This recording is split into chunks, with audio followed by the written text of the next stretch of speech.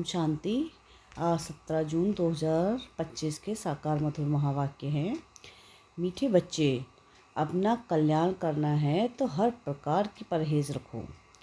फूल बनने के लिए पवित्र के हाथ का शुद्ध भोजन खाओ।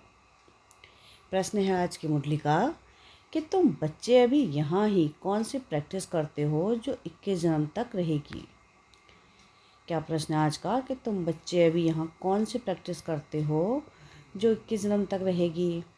उत्तर है इसका सदा तन मन से तंदुरुस्त रहने की प्रैक्टिस तुम यहाँ से ही करते हो। तुम्हें ददीची ऋषि मिसल यह सेवा में हड्डियाँ भी देनी हैं, लेकिन हड्डियों की बात नहीं है। अपना शरीर कमज़ोर नहीं करना है। तुम योग से 21 जन्मों के लिए तंदुरुस्त बनते हो, उसकी प्रैक्टिस यहाँ से करते हो। ओम शांति। कॉलेज अथवा यूनिवर्सिटी होती है तो टीचर भी स्टूडेंट तरह देखते हैं। गुलाब का फूल कहाँ है, फ्रंट में कौन बैठे हुए हैं, यह भी बगीचा है, परंतु नंबरवार तो हैं ही। यहाँ ही गुलाब का फूल देखता हूँ, फिर बाजू में रतन ज्योति, कहाँ अग भी देखता हूँ। बागवान को तो देखना पड़ता है ना। उस बागवान को ही बुलाते हैं कि आकर इस कांटों के जंगल को ख़त्म कर फूलों का कलम लगाओ। तुम बच्चे प्रैक्टिस में जानते हो कैसे कांटों से फूलों का सैम्पलिंग लगता है। तुम्हारे में भी बहुत थोड़े हैं जो इन बातों का चिंतन करते हैं। यह भी तुम बच्चे जानते हो कि वह बागवान भी है, खिवैया भी है। सबको ले जाते हैं, फूलों को देख बाप भी खुश होते हैं। हर एक समझते हैं कि हम कांटों से फूल बन रहे हैं। नॉलेज देखो कितनी ऊंची है। इस समझने में भी बहुत बड़ी बुद्धि चाहिए। यह है ही कलयुगी नरकवासी। तुम स्वर्गवासी बन रहे हो। सन्यासी लोग तो घर बार छोड़ भाग जाते हैं। तुमको भागना नहीं है। किसी किसी घर में एक कांटा है तो एक फूल है। बाबा से कोई पूछते हैं कि बाबा बच्चे की शादी कराएं। बाबा कहेंगे भल कराओ, घर में रखो, संभाल करो। पूछते हैं, इससे ही समझ जाता है कि हिम्मत नहीं है। तो बाबा भी कह देते हैं भल करो। कहते हैं हम तो बीमार रहते हैं, फिर बहू आएगी, उसके हाथ का खाना पड़ेगा। बाबा कहेगा भल खाओ। ना करेंगे तो क्या, सर्कमस्टांस ऐसे हैं, खाना ही पड़े, क्योंकि मोह भी तो है ना। घर में बहू आए तो बात मत पूछो, जैसे कि देवी आ गई, इतने खुश होते हैं। अब यह तो समझने की बात है। हमको फूल बनना है तो पवित्र के हाथ का खाना है, उसके लिए अपना प्रबंध करना है। इसमें पूछना थोड़ी ही होता है। बाप समझाते हैं तुम देवता बनते हो, इसमें यह परहेज चाहिए। जितनी जास्ती परहेज रखेंगे उतना तुम्हारा कल्याण होगा। जास्ती परहेज रखने में कुछ भी मेहनत भी होगी। रास्ते में भूख लगती है, खाना साथ में ले जाओ। कोई तकलीफ़ होती है, लाचारी है, तो स्टेशन वालों से डबल रोटी ले ला खाओ। फिर बाप को याद करो। इनको ही कहा जाता है योग बल। इसमें हठ योग की कोई बात नहीं है। शरीर को कमज़ोर नहीं बनाना है। दधीची ऋषि मिसल हड्डी हड्डी देनी है। इसमें हठ योग की बात नहीं है। यह सब है भक्ति मार्ग की बातें। शरीर को तो बिल्कुल तंदुरुस्त रखना है। योग से 21 जन्मों के लिए तंदुरुस्त बनना है। यह प्रैक्टिस यहाँ ही करनी है। बाबा समझाते हैं कि इसमें पूछने की दरकार नहीं रहती। हाँ, कोई बड़ी बात है उसमें पूछते हैं तो पूछ ले सकते हो कि छोटी छोटी बातें बाबा से पूछने में कितना टाइम बात जाता है। बड़े आदमी बहुत थोड़ा बोलते हैं। शिव बाबा को कहा जाता है सदगति दाता। रावण को सदगति दाता थोड़ी ही कहेंगे। अगर होता तो उनको जलाते क्यों। बड़े समझते हैं कि रावण तो नामी ग्रामी है। भल ताकत रावण में बहुत है, परंतु दुश्मन तो है ना। आधा कल्प रावण का राज्य चलता है, परंतु कब महिमा सुनी है, कुछ भी नहीं। तुम जानते हो रावण 5 विकारों को कहा जाता है। साधु संत पवित्र बनते हैं तो उन्हों की महिमा करते हैं ना। इस समय के मनुष्य तो सब पतित हैं। भल कोई भी आए, समझो कोई बड़े आदमी हैं, कहते हैं बाबा पूछेंगे उनसे, तो यही पूछेंगे कि राम राज्य और रावण राज्य कब सुना है, मनुष्य और देवता कब सुना है। इस समय मनुष्यों का राज्य है या देवताओं का। मनुष्य कौन, देवता कौन? देवता किस राज्य में थे? देवताएं तो होते हैं सतयुग में, यह राजा रानी तथा प्रजा। तुम पूछ सकते हो कि यह नई सृष्टि या पुरानी? सतयुग में किसका राज्य था, अभी किसका राज्य है? चित्र तो सामने है। भक्ति क्या है, ज्ञान क्या है, यह बाप ही बैठ समझाते हैं।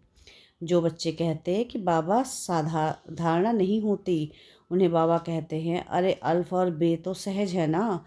अल्फ बाप ही कहते हैं कि मुझ बाप को याद करो तो वर्षा मिल जाएगा। भारत में शिव जयंती भी मनाते हैं, परंतु कब भारत में आकर स्वर्ग बनाया? भारत स्वर्ग था यह नहीं जानते हैं, भूल गए हैं। तुम कहेंगे कि हम भी कुछ नहीं जानते थे कि हम स्वर्ग के मालिक थे। अब बाप द्वारा हम फिर से देवता बन रहे हैं। समझाने वाला मैं ही हूँ। सेकंड में जीवन मुक्ति गाया हुआ है, परंतु इसका भी अर्थ थोड़े ही समझते हैं। सेकंड में तुम स्वर्ग की परियां बनते हो ना, इनको इंद्र सभा भी कहते हैं। वह फिर इंद्र समझते हैं बरसात बरसाने वाले को। अब बरसात बरसाने वाले को कोई सभा लगती है क्या? इंद्र लठ इंद्र सभा क्या क्या सुनाते हैं। आज फिर से यह पुरुषार्थ कर रहे हैं, पढ़ाई है ना। बैरिस्ट्री पढ़ते हैं तो समझते हैं कल हम बैरिस्टर बनेंगे। तुम आज पढ़ते हो, कल शरीर छोड़ राजाई में जाकर जन्म लेंगे। तुम भविष्य के लिए प्रारब्ध पाते हो। यहाँ से पढ़कर जाएंगे तो फिर हमारा जन्म सतयुग में होगा। एम ऑब्जेक्ट ही है प्रिंस प्रिंसेस बनने की। राजयोग है ना। कोई कहे बाबा हमारी बुद्धि नहीं खुलती है। यह तो तुम्हारी तकदीर ऐसे है, ड्रामा में पार्ट ऐसा है। उस सबको बाबा चेंज कैसे कर सकते हैं? स्वर्ग का मालिक बनने के लिए तो सब हकदार हैं, परंतु नंबरवार तो होंगे ना। ऐसे तो नहीं कि सब बादशाह बन जाएंगे। कोई कहते ईश्वरी ताकत है तो सबको बादशाह बना दें, फिर प्रजा कहाँ से आएगी? यह समझ की बात है ना। इन लक्ष्मी नारायण का राज्य था, अभी तो सिर्फ नाम मात्र महाराजा महारानी हैं। टाइटल भी दे देते हैं। लाख दो देने से राजा रानी का तकब मिल जाता है, फिर चाल भी ऐसी रखनी पड़े।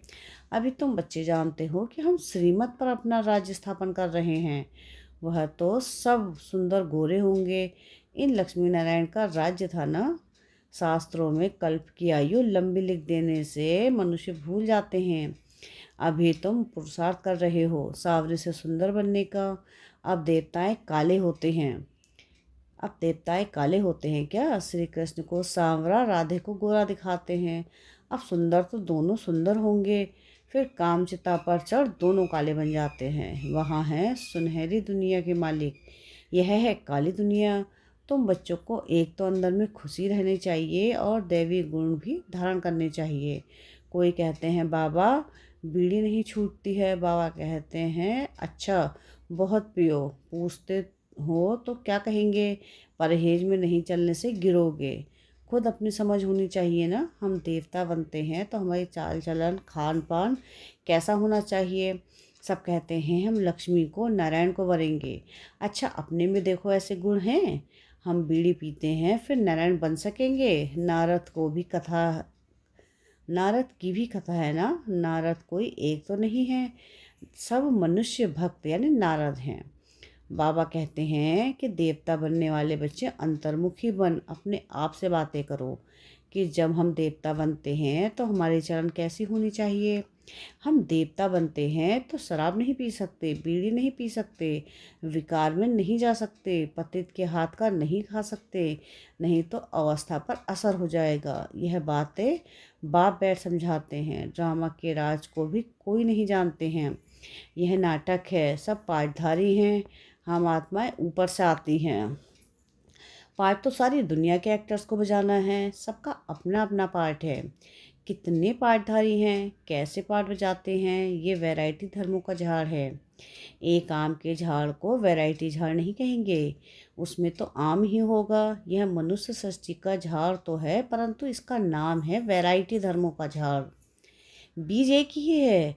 मनुष्य की वैरायटी देखो कितनी है, कोई कैसे कोई कैसे। यह बाप बैठ समझाते हैं। मनुष्य तो कुछ नहीं जानते, मनुष्यों को बाप ही पारस बुद्धि बनाते हैं। तुम बच्चे जानते हो इस पुरानी दुनिया में बाकी थोड़े रोज हैं। कल्प पहले मुआफिक सैंपलिंग लगती रहती है। अच्छी प्रजा साधारण प्रजा का भी सैंपलिंग लगता है। यहाँ ही राजधानी स्थापन हो रही है। बच्चों को हर एक बात में बुद्धि लगानी चाहिए। ऐसे नहीं मुरली सुनी ना सुनी, यहाँ बैठे भी बुद्धि बाहर भागती रहती है। ऐसे भी हैं, कोई तो सम्मुख मुरली सुनकर बहुत गदगद होते हैं, मुरली के लिए भागते हैं। भगवान पढ़ाते हैं तो ऐसी पढ़ाई छोड़नी थोड़ी ही चाहिए। टेप में एक्यूरेट भरता है, सुनना चाहिए। साहूकार लोग खरीद करेंगे तो गरीब सुनेंगे, कितनों का कल्याण हो जाएगा। गरीब बच्चे भी अपना भाग्य बहुत ऊंच बना सकते हैं। बाबा बच्चों के लिए मकान भी बनवाते हैं। गरीब तो रुपया भी मनी ऑर्डर कर देते हैं। बाबा इसकी एक ईंट मकान में लगा देना, 1 रुपया यज्ञ में डाल देना, फिर कोई तो हुंडी भरने वाला भी होगा ना। मनुष्य हॉस्पिटल आदि बनाते हैं, कितना खर्च लगता है। साहूकार लोग सरकार को बहुत मदद करते हैं, उनको क्या मिलता है? अल्पकाल का सुख। यहाँ तो तुम जो करते हो 21 जन्मों के लिए हैं। देखते हो कि बाबा ने सब कुछ दिया, विश्व का मालिक पहला नंबर बना। 21 जन्मों के लिए ऐसा सौदा कौन नहीं करेगा? भोलानाथ तब तो कहेंगे ना कि अभी की ही बात है, कितना भोला है। कहते हैं जो कुछ करना है कर दो। कितनी गरीब बच्चियां हैं, सिलाई कर पेट पालती हैं। बाबा जानते हैं यह तो बहुत ऊंच पद पाने वाली हैं। सुदामा का भी मिसाल है ना, चावल मुट्ठी के दाने, 21 जन्मों के लिए महल मिले। तुम यह बातें नंबरवार पुरुषार्थ अनुसार जानते हो। बाप कहते हैं कि मैं भोलानाथ भी हूँ ना। यह दादा तो भोलानाथ नहीं है, यह भी कहते हैं भोलानाथ शिव बाबा है, इसलिए उनको सौदागर, रत्नागर, जादूगर कहा जाता है। तुम विश्व का मालिक बनते हो। यह भारत कंगाल है, प्रजा साहूकार है, गवर्नमेंट गरीब है। अभी तुम समझते हो भारत कितना ऊंच था, स्वर्ग था, उसकी निशानियां भी हैं। सोमनाथ का मंदिर कितना हीरे जवाहरों से सजा हुआ था, जो ऊंट भरकर हीरे जवाहरात ले गए। तुम बच्चे जानते हो अभी यह दुनिया बदलनी जरूर है, उसके लिए तुम तैयारी कर रहे हो। जो करेगा सो पाएगा। माया का अपोजिशन बहुत होता है। तुम हो ईश्वर की मुरीद, बाकी सब हैं रावण के मुरीद। तुम हो शिव बाबा के, शिव बाबा तुमको वर्षा देते हैं। सिवाय बाप के और कोई बुद्धि में नहीं आना चाहिए। अच्छा, मीठे मीठे से खिलते बच्चों प्रति माता पिता बाप दादा का याद प्यार और गुड मॉर्निंग। रूहानी बाप की रूहानी बच्चों को नमस्ते। हम बच्चों की रूहानी बाप दादा को याद प्यार गुड मॉर्निंग और नमस्ते। शुक्रिया प्यारे बाबा, शुक्रिया। धारणा के लिए मुख्य सार है। सार की पहली पॉइंट है कि अंतर्मुखी बन, अपने आप से बातें करनी हैं। जबकि हम देवता बनते हैं तो हमारी चरण कैसी है, कोई अशुद्ध खान पान तो नहीं है। सेकंड पॉइंट है कि अपना भविष्य 21 जन्मों के लिए ऊंचा बनाना है। तो सुधा में मिसल जो कुछ है भोलानाथ बाप के हवाले कर दो। पढ़ाई के लिए कोई भी बहाना ना दो। वरदान है आज की मुरली का कि आदि और अनादि स्वरूप की स्मृति द्वारा अपने निजी स्वधर्म को अपनाने वाले पवित्र योगी भव। ब्राह्मणों का निजी स्वधर्म पवित्रता है, अपवित्रता परम धर्म है। जिस पवित्रता को अपनाना लोग मुश्किल समझते हैं वह आप बच्चों के लिए अति सहज है, क्योंकि स्मृति आई है कि हमारा वास्तविक आत्मस्वरूप सदा पवित्र है। अनादि स्वरूप पवित्र आत्मा है और आदि स्वरूप पवित्र देवता है। अभी का अंतिम जन्म भी पवित्र ब्राह्मण जीवन है, इसलिए पवित्रता ही ब्राह्मण जीवन की पर्सनालिटी है। जो पवित्र है वही योगी है। स्लोगन है आज की मुरली का कि सहज योगी कहकर अलबेलापन नहीं लाओ, शक्ति रूप बनो। अब व्यक्ति सारे हैं आज के कि आत्मिक स्थिति में रहने का अभ्यास करो, अंतर्मुखी बनो। कहा जाता है कि अंतर्मुखी सदा सुखी। उन्हें कोई बाहर की आकर्षण आकर्षित नहीं कर सकती, कभी मनमत कभी परमत आकर्षित नहीं कर सकती। अंतर्मुखी सदा सुखी रहने वाले सुखदाता के बच्चे मास्टर सुखदाता होंगे, बाहर मुक्ता से मुक्त होंगे। अच्छा, ओम शांति।